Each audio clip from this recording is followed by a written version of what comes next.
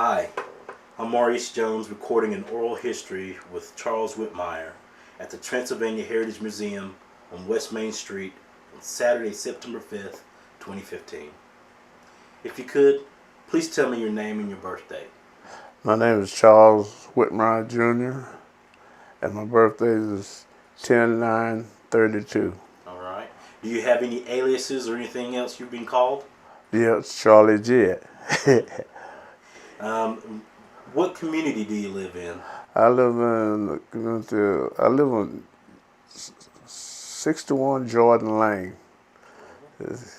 I could run home from here.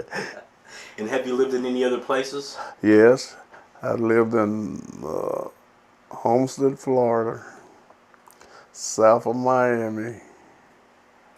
I lived in Canton, North Carolina, Hendersonville, North Carolina. It's a lot of places. Yeah. All right, well, we're going to get started. If you could, I've heard you've coached Little League football. Can you tell me a little bit about that and how long you coached? Well, first of all, I coached for 26 years. And of Thursday, I went to watch some of my little nephews practice, and 3 of the coaches on one team just went off and left the team. So and I happened up, and this coach that was there asked me would I help them out. So they got a game at 2 o'clock, and I'm back with the team for I don't know how long, but I'm gonna help them out this weekend. Any other stories you can tell about coaching? Anything that you can Oh remember yeah, that stands well, out? out of the 26 years I was there, we've had several first places, second places, third places, and what I liked about it most, we had 9 championships out of the 26 years. And we had some runner-up games, and just about all of the kids that I coached, a lot of them walk up to me now, grown men. They said, "Coach, do you remember me?" I said, "No, you got to tell me your name." And they got kids, and I've coached some of their kids. So I was really proud to hear. I was talking to a police officer there, and he said, he kept looking at me and said, "Do I know you?" I said, "I don't know." I said, Where have you known me from?" He said, "You look like a guy that used to coach me in football." I said, "Well, you know me." You know. But we had, at first, we started, I started over here where they built a new library. That was a football field. It used to be a football field for Brevard Blue Devils. And when they had games there, we go to their games sometimes and climb up in the trees and watch the game from the outside. But then when I went to 9th Avenue School, on Thursday they give us the game because we had more guys that played from Brevard than they did from Hendersonville, so we played some of our games on Thursday on that field. And I coached on that field for 20 years. We running kids up and down that bank. A lot of them said I want to quit, but they never quit because we was good to the kids, and at that time the parents would let us, just take the kids off because we told them in front we didn't want none of the parents to come on the field. Because when you're trying to teach the kids to play the game, we got to be the ones. We don't want to hear it from the benches, So that was pretty good. So we had a great time. If you can remember, do you remember what year it was you started coaching? Oh, it was back in the 80s something. I don't know exactly what I got trophies. I got boxes full, but I bought one in it was in 2002. But I have them everywhere. My wife said, "You got all these dust collectors." So she brought me a box to put them in, and I put them, a lot of them in my little house, and my plaques, I got them down my hall, some of them. And then I got some of my trophies in my back den where I lay out at. So, Anything else you want to tell me about coaching Little League? well, yeah, we went several places to play, and people didn't think too much of Brevard because we beat up on everybody we played. so and that went on to the high school football. They didn't care nothing about Brevard high school football. They said, well, they learned from the youth football coaches how to play in high school. So, All right. So I know that you love music. Can you tell me a little bit about your music experience? oh man, that was I started when I was 19 years old in the band. At first, we started here on Carver Street in a little 3-room house where we practiced. And our first time we had a dance was at the Brevard Community Center. And our first big dance was Western Carolina University. And we was backstage, and I happened to peep out and seen the place was packed with people. And I got stage fright. And the stage fright, I told the guy, I was, fellas, I said, it's a lot of people out there. So we went out and we put on a pretty good show, and then from that point, we was in every university around. The University of Virginia, South Carolina, North Carolina, Tennessee, Notre Dame, and Miami. We went all over playing for dances. And we came up with the name of the original Tams. So we were the first, but it's another group was out there, and our manager had to go to court with them. They couldn't use the name, the original Tams. So they used just the Tams. But we were the original, we was the first ones. And we played for high school dances here. And we played for dances like Hendersonville, American Legions, and Brevard American Legions, and Brevard Country Clubs, and Hendersonville Country Club. And it was a place over in near Asheville we played. It was called the Pines. And that's where we really took off at.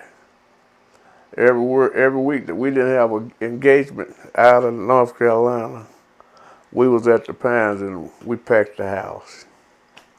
So what year did you think the band started? Would you say the band started? I can't say right off what year, but I was 19 and 20 and 21 years old.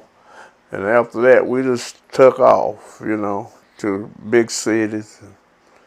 And we went to Notre Dame to play, and everybody didn't get to see us the first night. So they asked, could they hold us over for another night? And Mr. Kilgore said, well, so we'll try it because we're supposed to be in Miami Saturday night.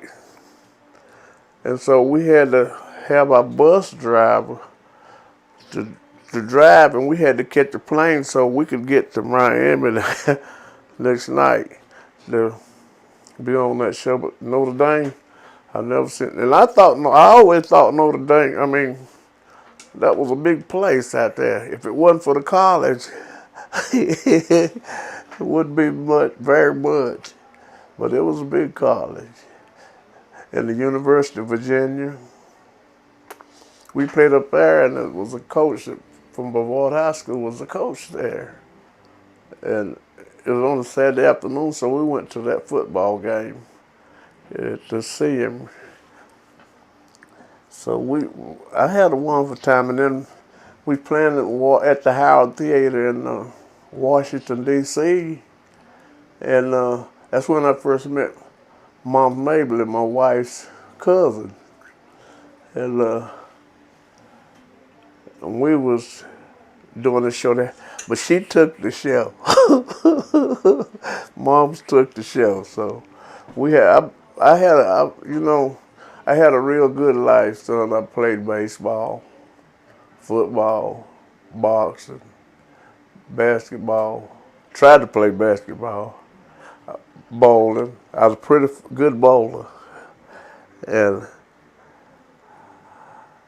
I was a lifeguard at Shake Job Corps.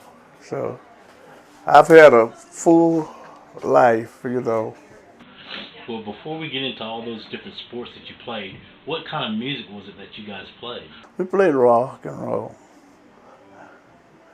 and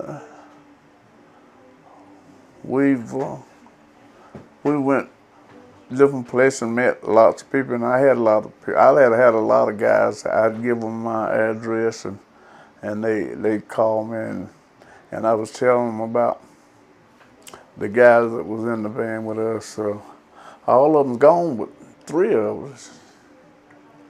There's just 3 of us left. One living in Detroit, and the other one living in Boston. So the other 7 is just gone. So we had a good. I really had fun doing it, but really I was there for the money. So if I understand you correctly, there were 10 of you in the band? Yeah. Yeah, and all of them died, but except 3 of us. Great. All right, so you told me about all these sports that you played. Which was your favorite sport, and what position did you play? Well, football. I was a running back. That's where I got my nickname, Charlie Jett. So we were playing North Wilkesboro, and it was a store over from the school, and a bunch of guys talked us into going over there and get some wine. Called it Black Stallion. And all of us got kind of high, and the coach told us that if y'all don't win this ball game, you be out here Saturday, Sunday. So we staggered around out there on the field, and we won the ball game, 107 to nothing. That's the biggest ball game we ever played in. I ran 6 touchdowns in that ball game. So we, like I say, my life has been full, man. For these 83 years, I've had a real good life. Well, could you tell me a little bit about when the high school football team was integrated? I know, I believe your younger brother was... I can't run off, I can't tell you the exact year, but I remember the first year that they integrated the school. I think it was eight people from 9th Avenue came to Brevard. And in the football players, it was Paul Struggs, Keith Elliott, Robert Connolly, and Tommy Ferguson, and Tank Whitmire. I think it was 5 of them that started. So that's when Brevard High School really took off. The first year they didn't nobody score against them. It was another team, so they had to split the championship. I don't know how they done that, but they did. So they had a lot of trouble at first with other teams because they didn't have no black boys plenty. And I remember we was at a game. I think it was in Tennessee, and I was in the stands, and I seen this guy throw a bottle, hit my brother between the shoulder blades with a bottle. I came out of the stands on him. So I think the cops got him and they charged him for, throwing the ball or hitting him. They watered the field down on the Blue Devils. And this guy told me, it was a black guy, he told me, said, "It ain't rained over here in 2 months." But the field was soaked. So they beat us. And they came here. We beat them by 1 touchdown, and my brother ran it. So they was called different things, and I guess after a couple of years, everybody got used to it. They started integrating the schools for black. Brevard was the first team in the state that ever had mixed football players. We was the first team that integrated the schools. So, and we were really proud of that. And eventually, as it went on, the students, they start communicating together and having a good time. And then it seemed like the whole town went to pulling for the Blue Devil. And it was really a good thing. I was glad because back before they integrated, me and Moby, Sauls, we played football on Saturday mornings out there where the library is. We would play a while and we'd fight a while and then we'd go back and play a while. That was before the integration. And then when they integrated the school, it was great. Well, it's something, I forgot exactly what had to happen, but what it was that they had to keep from transporting the kids 20-some miles to Hendersonville every morning, that they had to do something about it. So that's when they went the first year, they bought 8, and the next year they just brought the whole bunch that's from here to school. So. Sounds like a great story. Yeah. So I see you brought some things with you. Do you want to pick an item up one by one and tell us about it? Oh, yeah. This is one of the great years, and this is all of the players that I coached that year. Put this in my bag, and this is what they had on it. So I guess you received a lot of stuff like that. Oh, yeah. And I got plaques. I got little plaques. Now, this lady, the first memorial mass choir, it was with black and whites. And she started this. And she died. And her daughter took over. And up until, 2 months ago, she stepped down. She started when she was 6 years old, playing the piano. What was her name and what was her name? This is the mother. and her name was, oh, I know her name, but Johnson Lee Mills.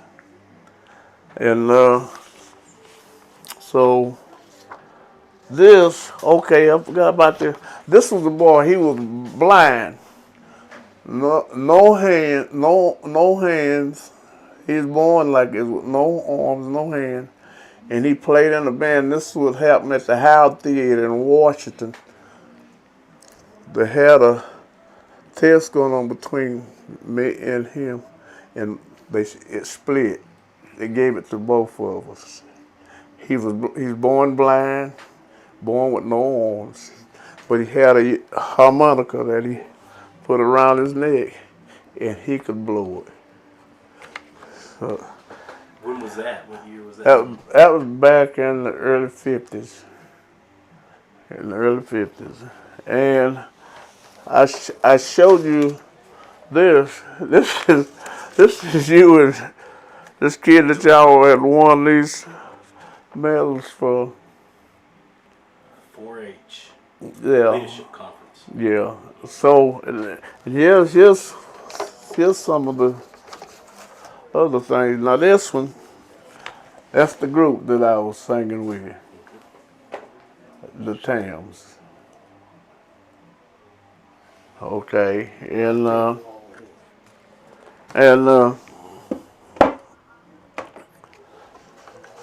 this one is the baseball team that I played on. That here in Brevard? Right here in Brevard. That's me right there. That's my brother next to me. And where did you guys play? What field is that? Oh, they used to close up stores uptown when we played down there. You know where they build Lowe's? It used to be a baseball field there, and people would cover the ground when we played there on the weekends. So play with that. And this one is that bowling team that I had. I was the captain of that team. The Jets. The Jets, and they named it after me, the Jets.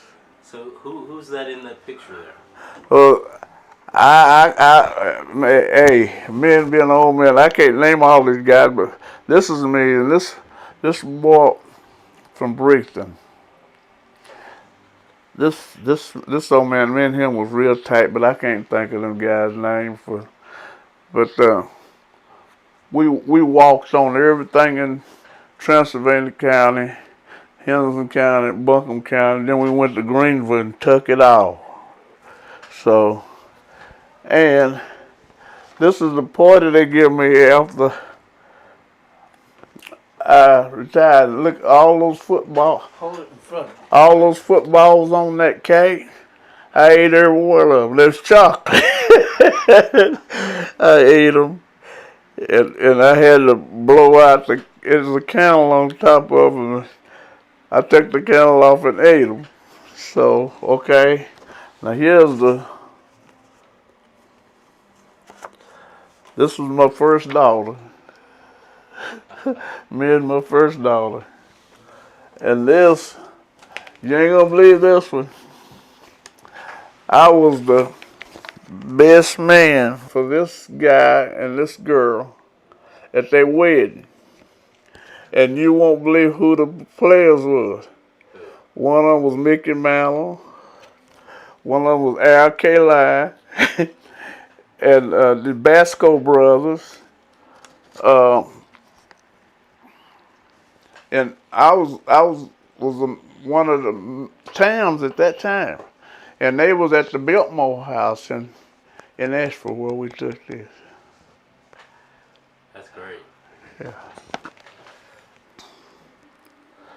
You know, we always got along pretty good with the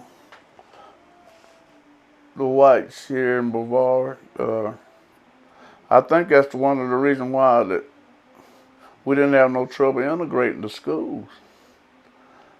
But for voting rights, they wouldn't let us vote for a good while. Till we had to get some of the church leaders to come and talk to them about getting us to vote. And finally we had to vote. At first, they had somebody standing there to mark our ballots for them. So when I got old enough to vote, I told them, I don't need nobody marking my ballots, because what they was doing, they was marking down what they wanted to do, you know. So we, they stopped standing. I said, I can write, you know, and I can read a little bit. I said, I don't need nobody to help me with a ballot. So, and in some cases, some of the older guys, they was paying them with whiskey to vote for them. Now that really happened. And it was here where you go to meetings at all the time, upstairs. City Hall up there. City Hall. They used to vote. Well, that's where we had to vote at up there, upstairs. So, and then right there where Rice's furniture store, there used to be a bowling alley in there, around there. The building right behind it. And was black boys, the guy, Wilkins, I think his name was, he had us sitting at that time. They didn't have an automatic setter. So we had to set them by hand. And one night, some of the white boys, they said, y'all better not come out of there tonight. So we stayed in there at about 12 or 1 o'clock. We said, well, we gotta go home. So we hit the door, and then we walked by them. They just stood there and looked at us. But like I said, most of all, I went boxing. I went boxing that Golden Glove, and we was down in South Carolina, Columbia, and it was 3 black boys and 6 white boys, and they went into a restaurant, and they all was in front of us, and when it come to, they said, wait a minute, said, we don't serve blacks in here. So the white boy said, well, we don't eat where you don't serve black boys. So that we all turned around and went to another restaurant down in like the black city. And then they said, yeah, y'all come on in. So all of us got to eat there. And then after the boxing was over, some man said, well, I'd like for y'all to just come down and visit sometime. But we never did go back down there. But the boy I was fighting, he was a soldier over on Fort Jackson. I was boxing and bent over, and he said, well, just stand up. And he bent over there with me, and I hit him under the chin. It was all over there. So I had some exciting moments in boxing. I got my lights put out a couple of times. And then the same thing happened to us up in Roanoke, Virginia, with the band. The lady said, well, we sat there, and the lady said, walked over and said, well, we don't serve blacks in here. And our manager said, yeah, so we don't eat them either. So we got up and left. It's been, we had some good times, a few bad times, but it all worked out. Yeah. That's great. Charles, thank you for the interview. I appreciate you coming in this morning and And taking your time. Yeah, I enjoyed doing it. And I got some other guy, he walked up to me at the football game week before last, wanting to interview me. He was from California. And Moby told him about me, and then Moby seen me come in the football. He said, well, there he comes now. So I think next week I got an interview with him. Is that with the Mom's Mabley thing, or? Martin Mabel thing, and no, this was a photographer. He was at the football game. Well, you know, the Mom Mabel thing is related to my wife and them. See, my wife's granddaddy and Mom Mabel's daddy was brothers. So that's how I got mixed up in that. But the first time I seen Mom Mabel was at the Howard Theater, and I thought I'd die. She had on shoes that looked like balloons. And I said, well, who is this lady? And then at the time, my wife's uncle said, that's my cousin. I said, uh-huh. She said something about moms. Said, how do you like that old man right there? She said, all I want an old man to do is show me which way a young man went. She said, oh. But she was a really funny lady. But she took our show that night at the Howard Theater. So it was really great. Like I said, my life has been full. Yes, it has. Seeing y'all raised up. Well, thank you very much. Yeah, you were. Did you ever meet your grandparents? Hi. Can you ask that? Yeah. Did you ever meet your grandparents? My grandparents? Oh, yeah. I met my grandmother. Believe it or not, she's from Cherokee. She was a Cherokee. And my grandfather, he was a Baptist minister in Dillsburg, North Carolina. So I went over. I didn't see much of my granddad as I did my grandma, because he died early. Like I was about 6 or 7 when he died, and I was about 10 when my grandmother died. But we used to go over there, and I remember when she died, they had a funeral. We had to stay in the place until after they took her to the cemetery and buried her, and then we all had to go to the cemetery then. That's the way they done their funeral. And then I couldn't understand why this guy was out there shaking these, because I'd never seen the funeral, go like that. So she actually lived on the reservation? Not when I first met her. But they were living in Sylvia, North Carolina. And what was her maiden last name? Little John. Little John. Yeah. That's good to know, because that's my great-grandmother. That's your great grandmother.